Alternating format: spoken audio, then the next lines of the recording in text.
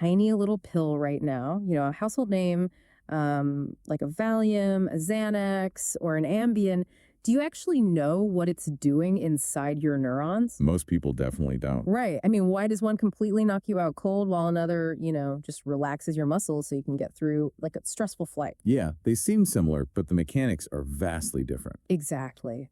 So welcome to today's deep dive. We are exploring the chemical levers we pull to manage anxiety and sleep, basically uncovering how scientists learn to turn down the volume of the human brain without, turning it off completely. Which is a very delicate balance, to say the least. For sure. And to guide us today, we are pulling from this massive, incredibly detailed set of clinical pharmacology slides compiled by Dr. Khaled Hasan. And they detail all about sedative hypnotics and anxiolytics. Yeah, and before we even touch those pill bottles, we really have to establish what we're actually treating here. The slides are very specific about defining anxiety from a clinical perspective. Right, because it's not just feeling nervous. Exactly. We casually use the word anxiety to describe, like, feeling nervous about a presentation or something. But severe clinical anxiety is this systemic physical activation of the sympathetic nervous system. Ah, the classic fight or flight response. Yes, precisely. Because reading through Dr. Hassan's material, it becomes really clear that anxiety isn't just a mental loop. Your body is literally sounding a physical alarm. Yeah, your sympathetic nervous system is just dumping adrenaline. Right, which means you're experiencing tachycardia, so, your heart is racing, you're sweating, you're trembling, and you get those heavy palpitations where you are just uncomfortably aware of your own heartbeat. And when your biological alarm system gets stuck in that on position, behavioral therapy sometimes they need to be paired with chemical intervention to forcefully quiet the system down. To just force it to chill out. Exactly. But the biological landscape these drugs operate in is highly complex. So in pharmacology, we refer to it as the central nervous system, or CNS, depression continuum. Okay, let's unpack this. Because looking at this continuum in the source material, it's a rather intimidating slope. It really is. It tells us that these drugs don't just have like one isolated magical effect, right? They all exist on this sliding scale. Yeah, and that scale is entirely dose dependent. So you start at your normal, everyday baseline of brain activity. Okay, the baseline. Right. Then you introduce a small dose of a CNS depressant, and you slide to the first stage, which is sedation. The physical symptoms of anxiety decrease, and, you feel calm. And then you increase the dose, and you hit hypnosis. Yes, which, by the way, is simply the pharmacological term for sleep. Oh, wait, really? I always pictured like a guy swinging a pocket watch. No, in this context, hypnosis just means chemically induced sleep. So you take a little more and you fall asleep. But the continuum keeps going, right? Like if you push the dose even higher, you slide past normal sleep into general anesthesia. Right, where your brain is so suppressed that you will not wake up, even to painful stimuli. Wow. And then Well, pushed to the absolute extreme, the continuum leads to coma and ultimately death. Yikes. And that fatality is almost always due to respiratory depression. The brain becomes so fundamentally suppressed that the primitive center in your brainstem actually, it literally forgets to send the signal to your lungs, telling them to expand and breathe. Man. So this is basically a master volume dial for the brain. That's a great way to put it. Like we take a pill wanting to just turn down the background static of anxiety. But if we twist that dial too far to the right, we shut off the whole stereo system, including the speakers that tell our lungs to breathe. That is the perfect way to visualize it. And it really highlights a fundamental clinical truth from Dr. Hasan's slides. Which is? It is the dose, much more than the specific drug, that drives the depth of CNS depression. Meaning a mild sedative can actually kill you if you take enough of it. Exactly. A chemical engineered as a mild daytime anxiety reliever can absolutely become a lethal anesthetic if you twist that dial far enough. That is terrifying. Which brings us to the actual mechanics. If this continuum is a volume dial, what is the hand actually turning it? Well, we have to zoom all the way in to a microscopic marvel called the GABA-A receptor. Okay, GABA. Yeah, GABA is our brain's primary inhibitory neurotransmitter. It's essentially the natural braking system for your nervous system. So GABA is already just like floating around in our heads naturally? Yes, exactly. And looking at the structure in the slides, I love how mechanical it is. The GABA receptor is a pentameric channel, right? Yep. 5 parts. It's basically a microscopic gate made up of these 5 distinct protein blocks arranged in a circle, just sitting on the surface of a neuron. And when natural GABA binds to the outside of that receptor, the gate in the middle swings open. And what flows through that open gate is, like, the key to human consciousness. It really is. It allows a flood of negatively charged chloride ions to rush in. Right, chloride. So think of GABA as a bouncer at a very exclusive, high-energy nightclub. Okay, I like where this is going. Right. So the nightclub is the inside of your neuron. The neuron is firing, the party is raging, maybe a little too hard, causing anxiety. Sure, too much excitation. So GABA, the bouncer, opens the front door and lets in a massive crowd of these negatively charged chloride ions. And because they carry a negative electrical charge, they act as total vibe killers. That is actually highly accurate. The clinical term for that vibe killing is hyperpolarization. Hyperpolarization. Got it. Yeah, by flooding the inside of the cell with negative charge, you drop its voltage so low that it physically struggles to fire off another electrical signal. Meaning the party stops. Right. That hyperpolarization is the literal physical basis of sedation. A more negative cell simply equals a quieter brain. Wow. And we've known about this mechanism for a long time, right? Historically, the slides note that doctors relied on a class of drugs called barbiturates like phenobarbital to calm patients down. Yes, but they were notoriously dangerous, incredibly lethal in an overdose, and they caused brutal physical withdrawal. Yeah, and because of that danger, science engineered a replacement class, right? The Benzodiazepines, or BZs, which include household names like Valium and Xanax. Exactly. And that transition from barbiturates to benzodiazepines represents one of the most critical safety revolutions in modern pharmacology. But here's what I really wanted to understand from the slides. If both of these drug classes are just interacting with that same bouncer at the club to let chloride into the cell, why were barbiturates so much more deadly? It's a great question. Digging into the molecular kinetics, it seems to come down to how they treat the bouncer. Benzodiazepines essentially just grease the bouncer's palm, right? They bind to the receptor and increase the frequency of the door opening. Right, the frequency. So the bouncer checks IDs much faster, letting chloride in more often, but they don't hold the door open. What's fascinating here is that frequency modulation is crucial because it comes with a built-in safety net. Oh, because of the natural GABA? Exactly. Benzodiazepines still require your natural GABA to be present to open the door. They cannot do it alone. So they just help the bouncer do his job faster. Yes, and we call this a ceiling effect. Once all your naturally occurring GABA is utilized, taking more benzodiazepines will not open the channel any further. Their action is fundamentally self-limiting. Wait, so barbiturates don't play by those rules? Not at all. Yeah. They don't just speed the bouncer up. They increase the duration of the door opening. Oh, I see. Yeah, they hold the door open for extended periods. And at high doses, they bypass the bouncer entirely.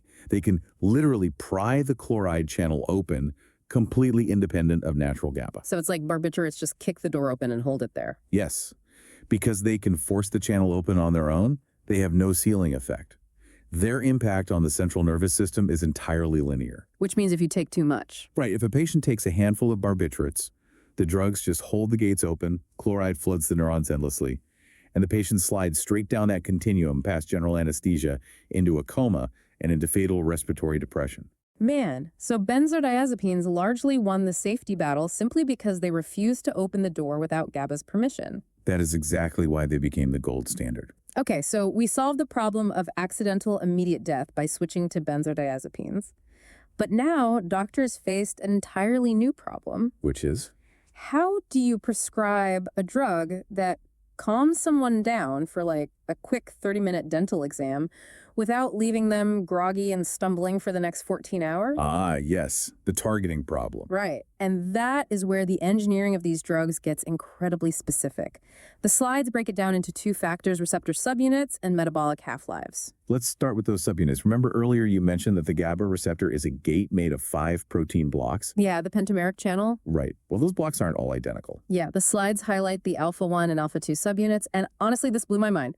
Benzodiazepines that have a high affinity for the alpha-1 subunit trigger very specific physiological responses. Like what? They induce sleep, they stop active seizures, and they cause something called anterograde amnesia. Yes, anterograde amnesia. That's the temporary inability to form new memories while the drug is active. Which sounds scary, but clinically, this is an incredibly powerful tool, right? Oh, absolutely. If a patient is undergoing a brief, uncomfortable procedure, like a colonoscopy or getting their wisdom teeth removed, you want them conscious enough to follow basic commands. Right, like open your mouth or turn over. Exactly. But you absolutely do not want them remembering the trauma of the procedure afterward. That makes total sense. But then you have benzodiazepines that target the alpha-2 subunit, and those do something completely different. Right. They handle the emotional and muscular side. Yeah, they relieve the mental feeling of anxiety, and they act as skeletal muscle relaxants, specifically working down in the spinal cord to stop muscle spasticity. So picking the right drug based on its subunit preference dictates whether you're treating insomnia or a pulled back muscle. Exactly. But the structural preference is only half the battle. The clinician also has to consider the drug's duration of action or its time zone. Which is determined by how quickly the liver can metabolize and clear the chemical structure from the bloodstream. Yeah, and the time zones listed in the slides are wild. You have ultra-short-acting ones, like romimazolem. The liver breaks it down so efficiently that its clinical effect only lasts about 30 minutes. Which is exactly what you want for that brief dental procedure we just mentioned. Right. The patient is sedated, comfortable, amnesic during the work, but within an hour, they're awake, alert, and capable of walking out to the waiting room. That's the ideal scenario. Moving up the timeline, you have short-acting drugs like triazolam or midazolam lasting about an hour. These are often utilized to simply help a patient fall asleep. Just a quick nudge to get them over the edge and to sleep. Yep.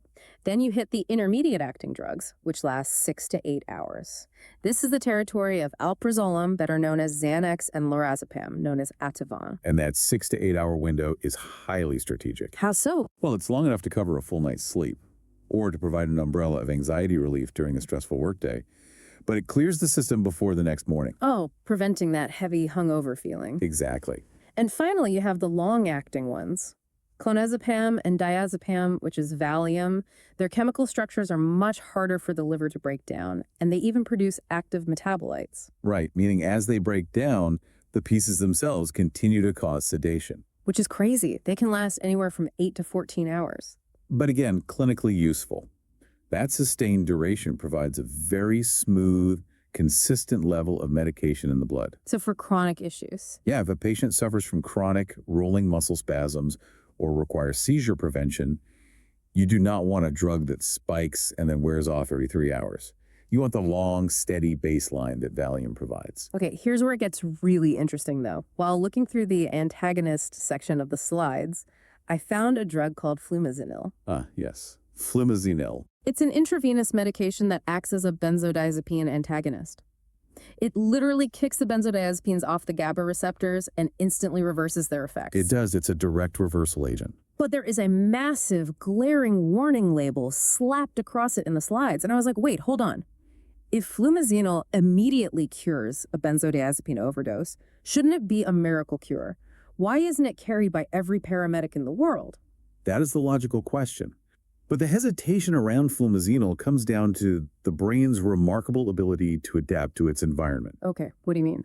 Well, we established that benzodiazepines alone are rarely lethal in an overdose, unless mixed with other depressants like alcohol or opioids.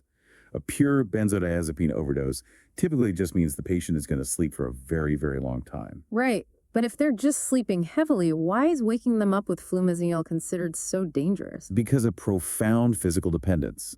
When a patient takes benzodiazepines daily over a long period, the brain realizes it's being artificially depressed. Oh, so it fights back. Exactly.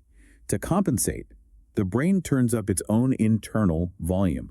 It increases baseline excitation to fight against the constant sedation. So the brain is revving its engine just to feel normal while the brakes are being applied? Yes. Now, if you push intravenous flumazenil into that physically dependent patient, you instantly strip all the inhibitory drugs off the receptors. The artificial brakes vanish in a matter of seconds. But the brain is still trapped in that ultra-excited state. Precisely. That instantaneous shift acts as a massive shock to the central nervous system. And that shock triggers explosive withdrawal symptoms, right? The slides note that the most dangerous outcome is triggering massive, sustained seizures. And here is the truly terrifying part. The standard medical protocol to stop a seizure is to administer a benzodiazepine. Oh no, but you can't do that because you just filled the patient's receptors with flumazenil, which is actively blocking them. Exactly. You have essentially disarmed your own emergency response system. This is why flumazenil is used with extreme caution. It's an elegant tool for reversing a patient out of conscious sedation after a controlled surgery, where you know they aren't physically dependent. But in an overdose scenario where you don't know their medical history, Right. Administering it can create a life-threatening crisis. that perfectly highlights the darker reality of benzodiazepines. Yes, they have a ceiling effect and won't typically stop your breathing, but they still carry immense risks of physical dependence, cognitive impairment, and severe withdrawal. Absolutely. And because of this, modern medicine has undergone a massive plot twist in how it handles daily anxiety. Yeah, for decades, benzodiazepines were handed out almost automatically for generalized anxiety. But the current clinical landscape has shifted entirely away from that approach. According to the FDA-approved guidelines outlined in Dr. Hasan's material, the absolute first-line medications for generalized anxiety disorder, or GAD, aren't actually anxiolytics at all. Right. They are antidepressants. Yeah. Specifically, drugs like escitalopram, which is an SSRI, or duloxetine, an SNRI. And the underlying logic of this shift makes perfect sense when you look at the long-term goals. Because benzodiazepines are just a quick fix. Yeah, they're brilliant at putting out an immediate fire. If a patient is having an acute panic attack, a benzodiazepine will stop it in its tracks. But you don't want to use a fire extinguisher to cool your house every single day. That's a great analogy. So SSRIs and SNRIs take a fundamentally different approach. They modulate neurotransmitters like serotonin and norepinephrine over a period of weeks. Right. They slowly raise the baseline of the brain's mood regulation, effectively fireproofing the house. And they do it without causing the immediate central nervous system depression, the amnesia, or that severe addiction potential. Exactly. The slides explicitly demote benzodiazepines to a second-line treatment for anxiety, intended strictly for short-term bridging or acute severe flare-ups. Then there's Buspirone, which caught my eye because it completely ignores that whole GABA bouncer system we just spent so much time discussing. Buspirone. It's a unique one. Yeah, it treats chronic anxiety by targeting serotonin receptors directly. That means absolutely zero central nervous system depression, no dangerous synergy if you have a glass of wine, and no physical dependence. But there's a trade-off for that incredible safety profile. And that's time, right? Yes. Buspirone is not a rescue medication. It takes 1 to 2 weeks to alter the receptor landscape enough to provide clinical relief. So it requires patience from the patient, but the long-term safety is vastly superior for daily management. Precisely. And we see a similar evolutionary leap in the modern era regarding sleep medications. Right, we aren't just handing out long-acting Valium for insomnia anymore, because waking up hungover with impaired memory is, counterproductive to a good night's rest. Exactly. So science developed a highly tailored class of medications colloquially known as the Z drugs. This includes zolpidem, widely recognized as Ambien, and its apiclone, known as Lunesta. But how exactly do these Z drugs differ from benzodiazepines? Because structurally they don't look the same, but the slides say they still interact with that same GABA receptor. The brilliance of Z drugs lies in their extreme selectivity. They bypass the alpha-2 subunits completely and bind almost exclusively to the alpha-1 subunit. Oh, the sleep and amnesia switch. Yes. So they act as highly targeted sleep muscles. They knock you out efficiently, but they completely lack the muscle-relaxing or anti-seizure properties of true benzodiazepines. And because their half-lives are relatively short, usually a few hours, they help the patient initiate sleep and then clear out of the system before morning. Right. But they are notorious for some truly bizarre side effects. Yeah, the sleepwalking. The clinical literature is full of reports regarding sleepwalking, sleep eating, and even sleep driving. It's wild. Like, a patient might wake up with fast food wrappers in their bed and their car parked on the lawn with absolutely zero memory of the event. And those adverse effects are a profound demonstration of how compartmentalized the human brain is. What do you mean? Well, by hyper-targeting the alpha-1 subunit, the Z drug heavily suppresses the conscious awareness and memory formation centers of the cortex. But the motor function centers and primitive behavioral drives are left just active enough to orchestrate complex physical tasks. Oh, wow. So the patient's body is awake and operating, but the recording device is completely turned off. Exactly. Which is objectively terrifying. It is. But pharmacological science keeps pushing boundaries, looking for ways to avoid the GABA system entirely. The slides mention ramelteon, which elegantly mimics the body's natural sleep hormone, melatonin, to gently regulate the circadian rhythm. And then there's suvorexant, which takes a radically different path by blocking a neuropeptide called orexin. Right. Orexin is a fascinating chemical. It's a signal in the brain that actively promotes wakefulness and arousal. Yes. So instead of artificially inducing sleep by depressing the entire nervous system with GABA, suvorexant simply turns off the chemical switch that tells the brain to stay awake. It's a much more natural, elegant pathway to initiating sleep. It really is. But before a physician whips out a prescription pad for any of these advanced molecules, Dr. Hasan's slides include a very grounded clinical reality check. The case study, right? Yes, there's a case study of a 55-year-old middle school teacher. She's suffering from brutal insomnia, waking up multiple times every single night. A very common presentation. Right. Her teaching is suffering, she's exhausted, and she's tried over-the-counter sleep aids but hates the next day hangover. So she comes to the clinic specifically wanting a prescription sleeping pill. Naturally. But during the interview, she casually lists her daily routine. And she notes she drinks 1 decaf coffee in the morning, Okay. but then proceeds to consume up to 6 cans of Diet Cola throughout the day, followed by a glass of wine at night to help her unwind. And any good clinician knows that the first step in diagnosing insomnia is auditing what the patient is voluntarily putting into their system. Right, because 6 cans of Diet Cola is a massive, sustained influx of caffeine. Yes, and because she's drinking them throughout the day, the chemical half-life of that caffeine ensures her nervous system is actively stimulated well into the night. But what about the wine?